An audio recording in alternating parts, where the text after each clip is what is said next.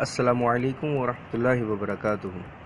ناظرین، جیسا کہ آپ جانتے ہیں، ہم اس چینل پر قرآن و حدیث سے ملنے والی معلومات شیئر کرتے ہیں اور اس بات کا بہت اہتمام کرتے ہیں کہ ہر بات ہمارے اور آپ کے لیے صدقہ جاریہ بنے، اور اس مقصد کے لیے ہر ویڈیو کو علماء سے تصدیق کے بعد ہی اپلوڈ کیا جاتا ہے۔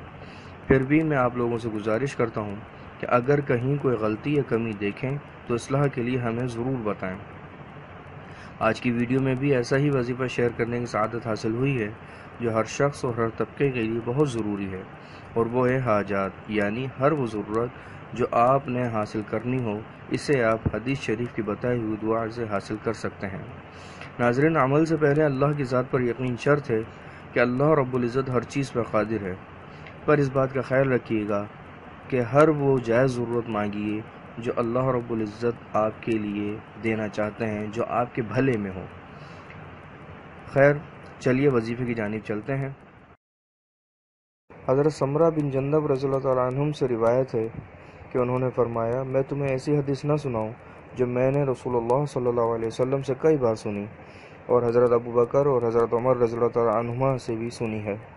حضرت حسن رحمہ اللہ تعالیٰ نے فرمایا، ضرور سنائیں۔ حضرت سمرہ رضی اللہ تعالیٰ عنہم نے فرمایا، جو شخص صبح شام یہ دعا پڑھ کر اللہ سے جو دعا مانگے، اللہ تعالیٰ اس کو ضرور عطا فرمائیں گے۔ اللهم أنت خلقتني وأنت تهديني وأنت تطعمني وأنت تسقيني وأنت تميتني وأنت تحييني۔ امید ہے اس ویڈیو کو صدقہ جاریہ کے طور پر آپ لوگ ضرور لائک اور شیئر کریں گے، اور مزید پرسرار پہلوؤں کے بارے میں جاننے کے لیے ہمارے چینل کو سبسکرائب کریں۔ یا کچھ پوچھنا یا جاننا ہو یا کوئی مشورہ ہو، ہمیں ضرور کمنٹس کریں یا ای میل کریں۔ انشاءاللہ پھر ملاقات ہوگی۔ السلام علیکم ورحمۃ اللہ وبرکاتہ۔